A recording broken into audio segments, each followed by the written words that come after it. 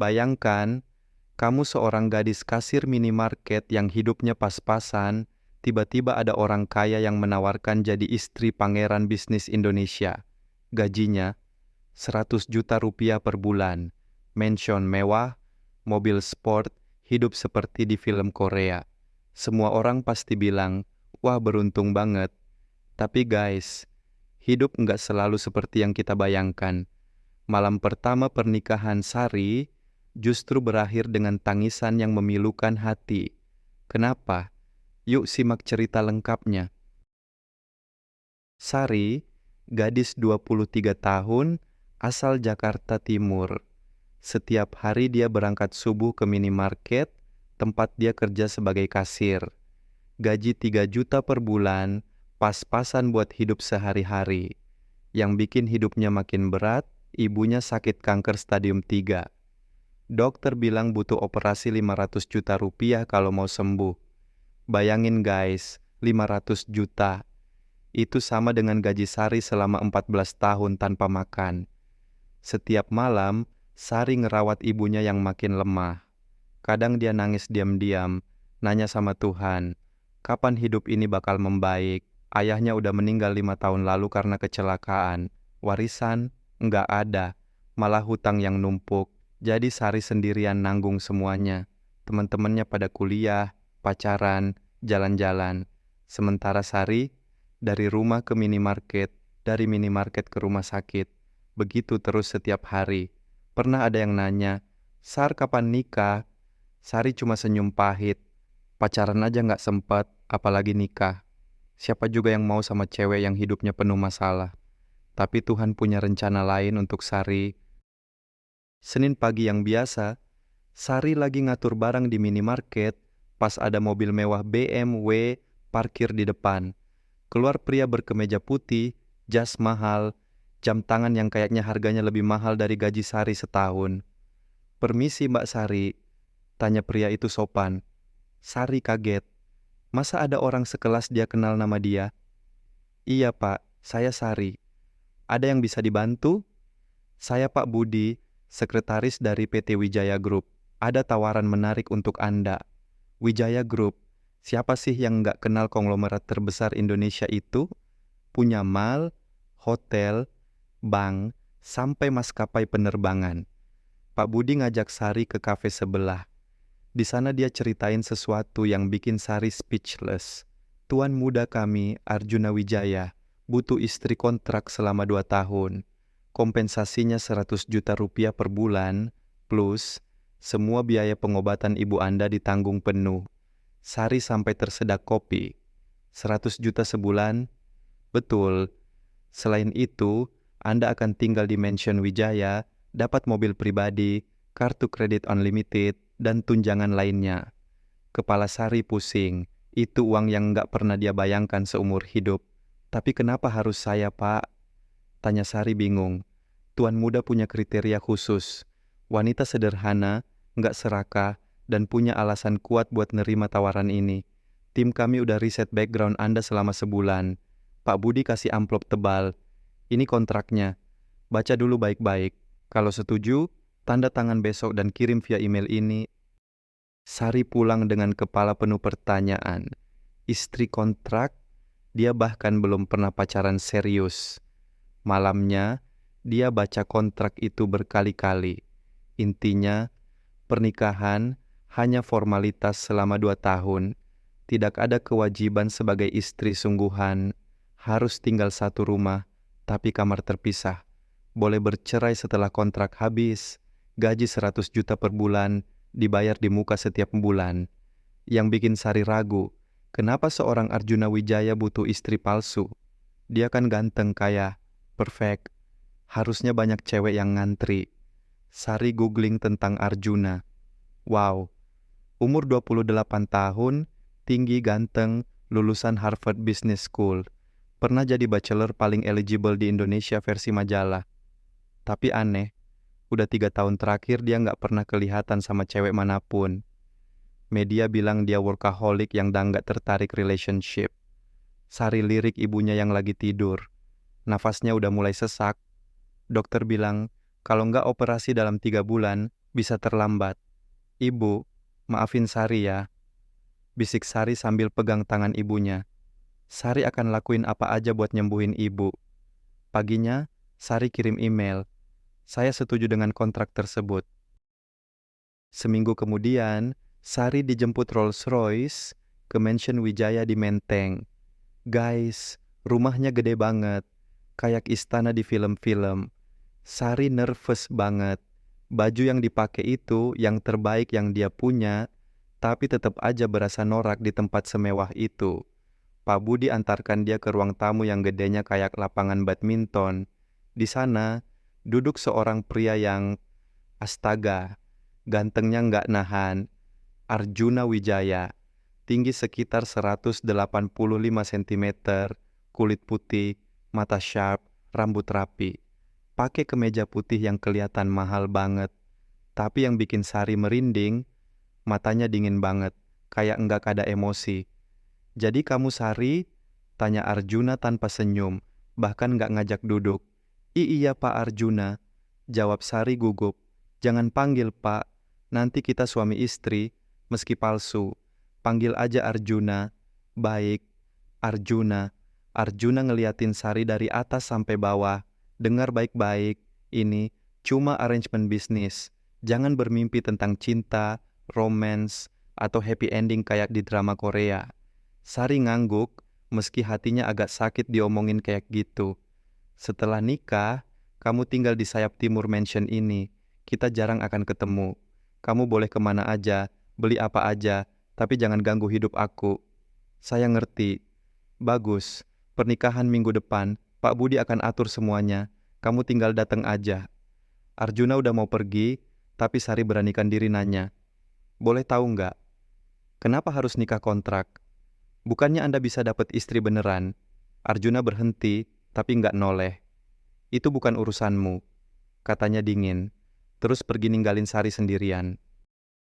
Guys, pernikahan Sari dan Arjuna itu mewah banget. Digelar di ballroom Hotel Bintang 5, undangan 500 orang kalangan atas Jakarta. Sari pakai gaun pengantin seharga 200 juta, lebih mahal dari harga rumah keluarganya. Make up artis internasional, fotografer profesional, dekorasi kayak di film Hollywood. Tapi, yang bikin sedih, dari pihak Sari cuman hadir 5 orang. Ibunya yang didorong kursi roda, tetangga, sama teman kerja. Sementara pihak Arjuna, ratusan orang penting, pengusaha, pejabat, artis, media massa pada datang, headline koran keesokan harinya, Pangeran bisnis Indonesia nikahi gadis biasa, kisah Cinderella modern. Tapi Sari ngerasa kayak boneka. Semua orang ngomongin dia, siapa sih gadis itu? Beruntung banget bisa jadi istri Arjuna. Pasti gold digger. Kayaknya hamil duluan deh makanya dinikahi. Sari cuma bisa senyum palsu. Di tengah kemewahan itu, hatinya hampa banget. Yang bikin makin sedih, waktu ijab kabul, Arjuna bilang, saya terima nikahnya dengan suara datar. Nggak ada perasaan sama sekali. Kayak lagi baca kontrak bisnis. Setelah acara selesai, semua tamu pulang. Mansion yang tadi ramai, sekarang sunyi mencekam. Sari sendirian di kamar mewahnya, masih pakai gaun pengantin. Dia nangis. Bukan karena bahagia, tapi karena sedih. Ini bukan pernikahan impiannya. Ini bukan cara dia mau memulai rumah tangga. Tapi demi ibu, Sari harus kuat. Jam 11 malam. Sari udah ganti baju tidur, duduk di ujung tempat tidur king size-nya. Kamarnya gede banget, tapi berasa kosong. Dia pikir Arjuna nggak akan datang. Kata kontraknya, mereka nggak punya kewajiban sebagai suami istri sungguhan. Tiba-tiba, ada ketukan pelan di pintu. Sari, boleh masuk? Itu suara Arjuna. Sari kaget. Silakan. Arjuna masuk pelan-pelan, tapi yang bikin Sari shock, wajahnya beda banget dari tadi. Nggak dingin lagi, tapi sedih, capek, maaf ganggu. Aku nggak bisa tidur, kata Arjuna sambil duduk di ujung tempat tidur, jauh dari Sari. Nggak apa-apa, emang kenapa? Arjuna diam lama banget, kayak lagi mikir mau ngomong atau enggak. Sari, kamu mau tahu nggak kenapa aku nikah kontrak sama kamu? Sari ngangguk. bukan buat bisnis. Aku sakit, Sar. Sakit? Arjuna tarik nafas dalam. Tumor otak stadium 3. Dokter bilang aku cuma punya waktu 2 tahun lagi. Maksimal. Sari berasa dunianya runtuh. Apa? Aku udah coba berbagai pengobatan. Kemo, radiasi, operasi. Tapi kankernya udah menyebar. Dokter bilang udah nggak bisa dioperasi lagi. Air mata mulai ngalir di pipi Arjuna. Pertama kalinya Sari lihat pria sekuat itu nangis. Kamu tahu nggak rasanya dibilang cuma punya waktu 2 tahun lagi? Aku masih 28 tahun, Sar. Aku belum nikah beneran, belum punya anak, belum ngerasain dicintai sama seseorang. Sari terdiam, nggak tahu harus bilang apa. Keluargaku bakal rebut semua harta kalau aku meninggal tanpa istri. Mereka udah lama nungguin aku mati buat bagi-bagi warisan. Dan aku nggak mau mati sendirian. Arjuna nangis makin kenceng. Maafin aku udah egois. Aku tahu ini nggak adil buat kamu. Makanya aku bayar mahal, biar kamu nggak rugi. Sari ngeliat Arjuna yang nangis kayak anak kecil. Pria yang tadi siang kelihatan sempurna, ternyata lagi berjuang melawan kematian dengan penuh ketakutan. Arjuna. Sari pindah duduk lebih dekat. Jangan minta maaf. Aku ngerti sekarang. Kamu nggak marah. Marah kenapa? Kita sama-sama lagi berjuang. Aku buat nyembuhin ibu, kamu buat hadapi ini semua. Tanpa sadar, Sari megang tangan Arjuna. Aku bakal nemani kamu. Bukan karena kontrak, tapi karena nggak ada yang pantas ngadapin ini sendirian. Arjuna ngeliat mata Sari. Kenapa kamu mau? Padahal kita baru kenal. Karena di mata kamu, aku lihat kesedihan yang sama kayak yang aku rasain selama ini. Kita sama-sama lagi berjuang, John. Malam itu, Sari dan Arjuna ngobrol sampai subuh. Arjuna cerita tentang masa kecilnya yang kesepian. Ortunya sibuk bisnis, dia diasuh pembantu. Nggak pernah ngerasain pelukan hangat keluarga. Pas remaja, tekanan jadi pewaris tunggal bikin dia depresi. Harus sempurna di mata semua orang. Nggak boleh salah, nggak boleh lemah. Makanya aku jadi dingin sama orang lain, kata Arjuna.